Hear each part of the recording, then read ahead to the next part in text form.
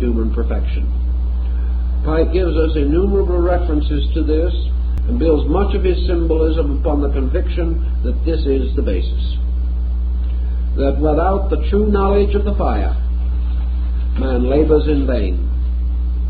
And that this fire, therefore, belongs peculiarly and wonderfully to the central core mystery of being. That man began as the spark from the flame. That man actually first raised his altars to the fire.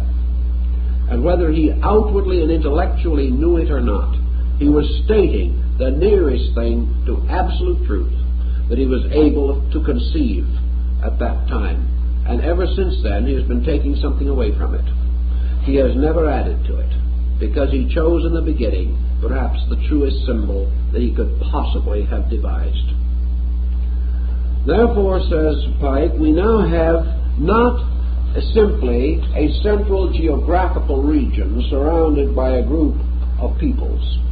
We have a central psychographical quality, represented now by the ever-burning fire. The fire which, according to legend, has never failed, even though historically perhaps it has. But this fire is now surrounded by a series of other fires that have been lighted by its torch. And wherever this fire springs up, it seems to tell us that the one torch lit it.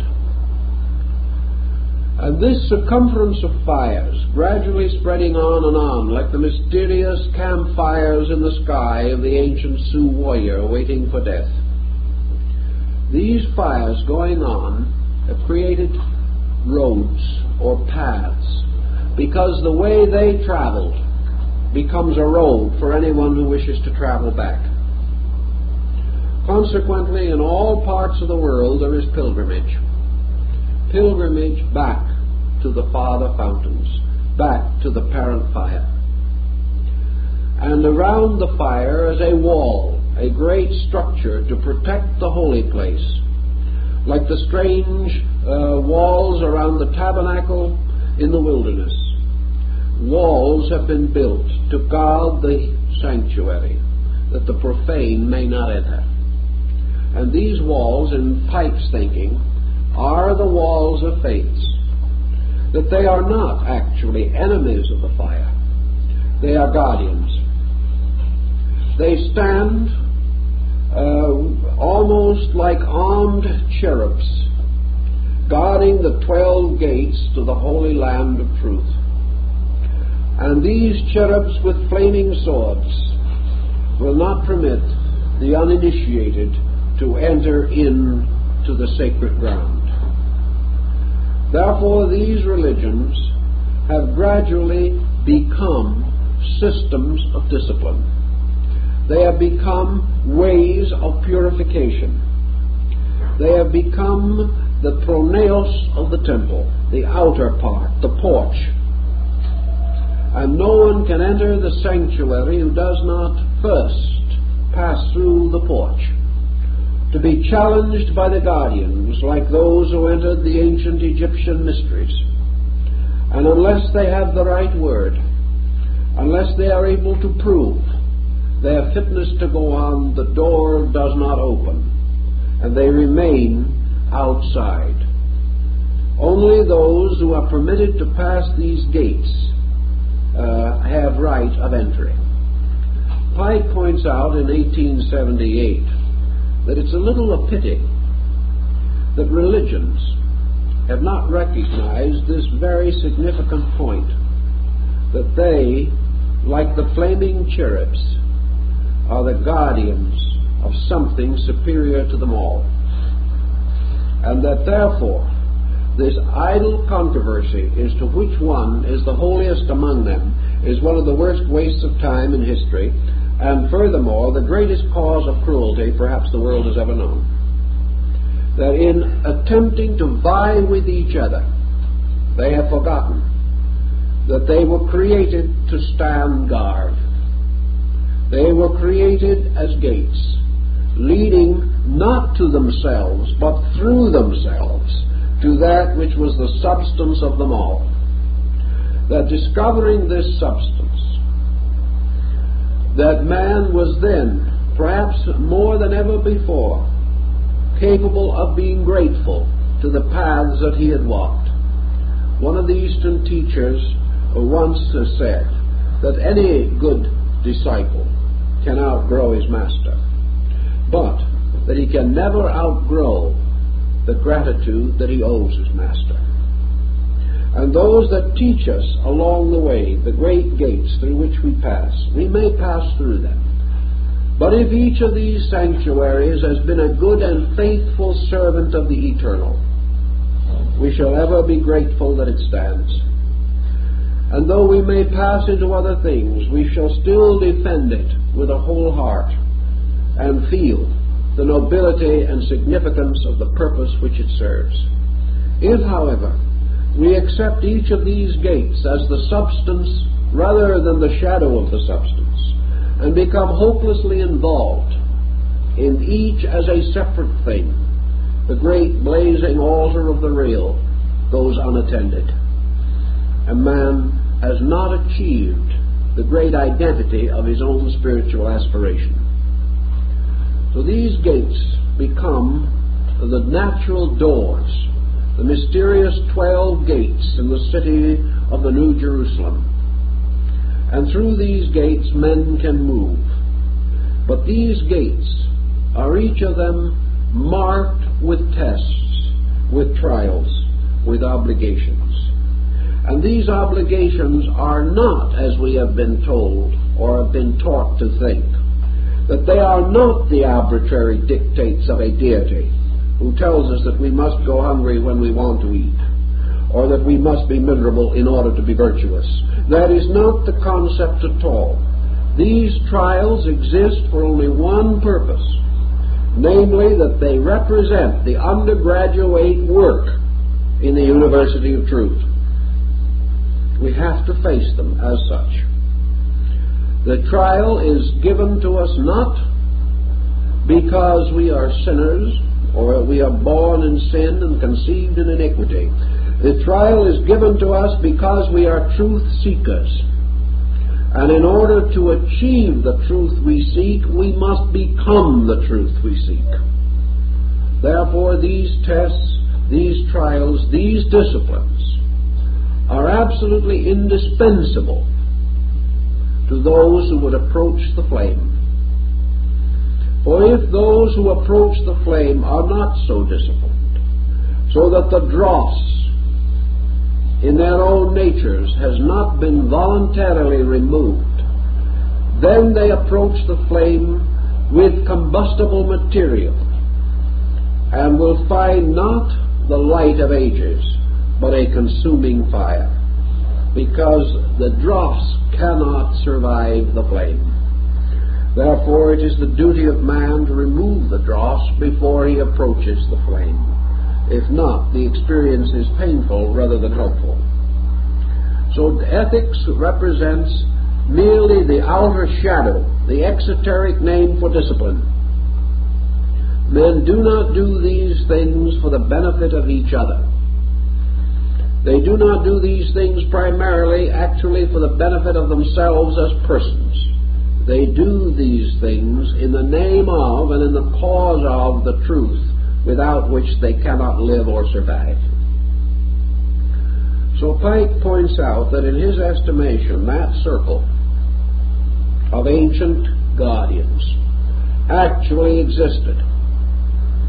And by degrees, through the passing of time, we have forgotten that they were indeed a circle guarding a sacred place. And because that thing which was in the center of that place was not a vast cathedral built by men, was not a wonderful holy city leaving 10 layers of ruin for us to excavate, but because that thing in the center was mostly life, pure life, it was easy to forget it, because we couldn't see anything with our objective senses. We could not sense the magnitude unless we achieved it. Thus the center gradually ceased to exist as far as we are concerned. Our own ignorance caused us to miss the implication entirely. And we began to make each of these gates centers in themselves. And we had many centers, therefore many faiths, rather than many gates to one. Then, of course, followed the general confusion of tongues, confusion of minds, and confusion of souls, and it became possible for men to kill each other in the name of God. It became possible for them to persecute each other in the name of truth, because the center was gone. And without that center, each thing standing by itself alone was inadequate, unreal, imperfect. The loss of the consciousness of the center made it possible for us to be fanatics, made it possible for us to be bigots, whereas the realization of that center would have preserved the great and magnificent geometrical harmony of the divine plan. Having missed the point, we did not, however, miss it without some redeeming factors, and we realized it, because these gates were originally created with the correct purpose. Pike is convinced that they were. And he is also convinced that these gates, when in the course of ages a faith failed or a religion ceased, and therefore a gate was left untended, that immediately out of the structure of the general pattern new gatekeepers came, who were also to remain the custodians of these gates. Therefore all religions were not founded at exactly the same time as separate sects. They might be founded over a period of 20,000 years. Yet still, actually, they are those gates. And the gate factor itself never changes. Having recognized that all existing faiths were either founded upon the original plan or founded by branching from those who were part of the original plan, that a strange, semi-lost continuity has continued, and that the old mystery temples, which flourished as late in the East, rather in the Near East, and in the Mediterranean areas as the 3rd and 4th and 5th centuries of the Christian era, that these mystery temples were aware, at least in part, of their kinship with the ancient roots. Furthermore, these older temples did keep a certain roadway open between themselves. And from the travels of Pythagoras and later of Apollonius Tyanus and other of the great initiates of the period, we know that these persons traveled from one of these great centers to another with adequate passports, that they traveled as persons known and expected. When Apollonius reached the northern parts of the Ganges river, the headwaters of the Ganges, he found there the Indian teachers waiting for him, already aware that he was coming. Now, some may say perhaps they were just clairvoyant. Perhaps they were. But it was at least one point. He came not as a stranger, but as one expected and awaited, and one welcomed. In those days, this relationship between these groups was not hopelessly lost.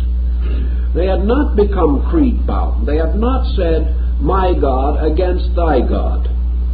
Or they already had achieved and had maintained, as Pythagoras tells us, the realization that in all the various areas that he visited, and he visited over 20 of the great religious systems of Europe, the Near East, the Far East, and North Africa, that they all taught the same doctrine and they all knew it. And that was as late as 550 BC. They knew it. And yet, in these intervening 2,400 years, this knowledge has been generally lost. So we have an interesting evidence that knowledge has gotten lost even after history has been able to record it. Pike is therefore convinced and I think he has a very strong story in his behalf, that this knowledge of being ways leading in to this great central fire core, this knowledge existed, probably generally known as late as Plato and Socrates, perhaps a little later. Less generally, but somewhat widely known as late as the 6th century A.D.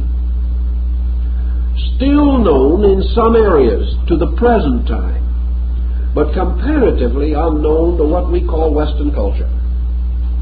That this factor is known in Asia and in North Africa, I have reason to believe. I discussed some of these problems with some very learned Copts in Cairo, and they assured me that these facts were fully known to them. But these peripheral groups, almost untouched by the rapid so-called progress of the Western way of life, these are not listened to anymore, any more than are a few of the learned Sufis and dervishes who also know, nor certain of the very learned Taoists and Zen monks who also know. These things are not totally unknown. They are totally ignored by the majority of Western peoples. But the concept leads into the next important point, and that is that from the ancient mysteries we have by natural heritage, as Pike points out, in incorporating part of this ritualism and symbolism into the Scottish degrees of Freemasonry. Pike points out that into this modern knowledge, and we can read it in Iamblichus on the Mysteries, in Proclus on the Theology of Plato, in the Eleusinian and Bacchic Mysteries, the Mysteries of Mithras, and many others, that these rituals are what we might term the gates, are still known. That there is this gate doctrine of awareness, the Zen concept of the mystery of the gateless gate. That this gate knowledge is still available. And Pike points out that it will always remain the same. In one generation it may be forgotten, in another remembered. Perhaps sometime Vishnu must be born again to bring the law out of the depths of the ocean, where it had been stolen away by giants. But regardless of what happens to the law remains. And man must come finally to the old road that leads to the law. And these ancient institutions, the mysteries, gradually bestowed part of their insight, but only a part, upon the rising theological systems that succeeded them in most areas.